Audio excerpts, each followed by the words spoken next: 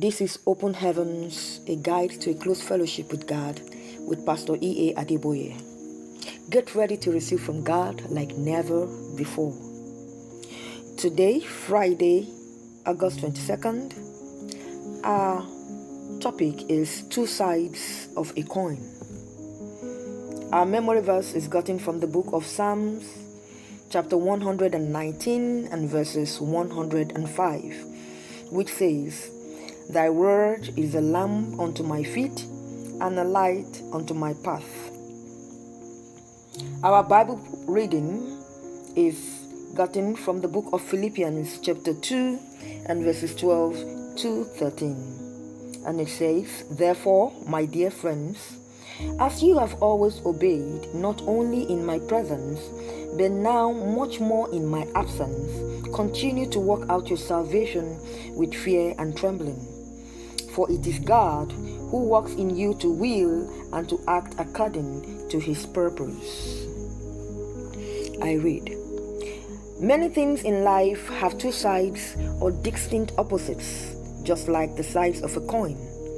For example, there is the sun and the moon, male and female, and so on. God himself has two sides. In 1 John chapter 4 and verses 8, it says he is love. However, Hebrews 12:29 also says that he is a consuming fire. God is a wonder.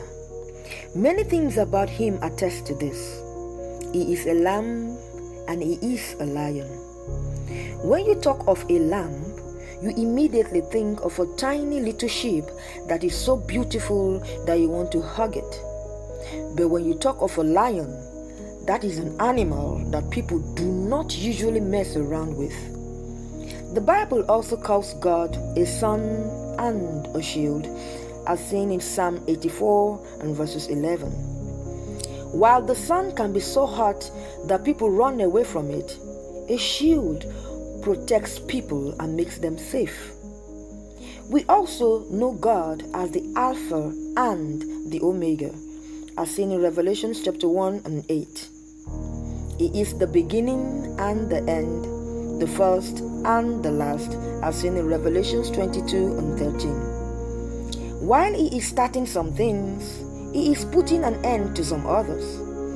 He is the one who blesses a family with a newborn baby and stands faithfully by the side of a believer who is taking his or her last breath. The same God is merciful, as seen in Psalm 103 and verses 8. He is also terrible, Deuteronomy 7:21. Our God is unfathomable. In your relationship with God, there are also two sides, God's side and your side. As you work out your salvation with fear and trembling, he works in you to do his good pleasure, as seen in Philippians 2 and verses 13. If you say that because he is working in you, then you can continue to sin, expecting grace to abound, he will forbid that. That is seen in Romans chapter 6 and verses 1 to 2. Yes, he wants you to be with him in a mansion in heaven, John 14:2 to 3. But if you don't play your part to get to that mansion, you will end up in hell. I agree that Jesus Christ brought grace, as seen in John 1 and 17, but that same verse says that he brought truth along with it. If you reject his truth, which sanctifies you and keeps you holy, as seen in John 17 and 17, then you will not enjoy his grace. Beloved, the side of God you see and experience will depend on your actions and inactions. Walk in his truth and obey his commandments, and you will experience his favor and mercy abundantly in your life. Our key point: God is love, but he is also a consuming fire. Whichever side of him you experience is up to you. Jesus is Lord.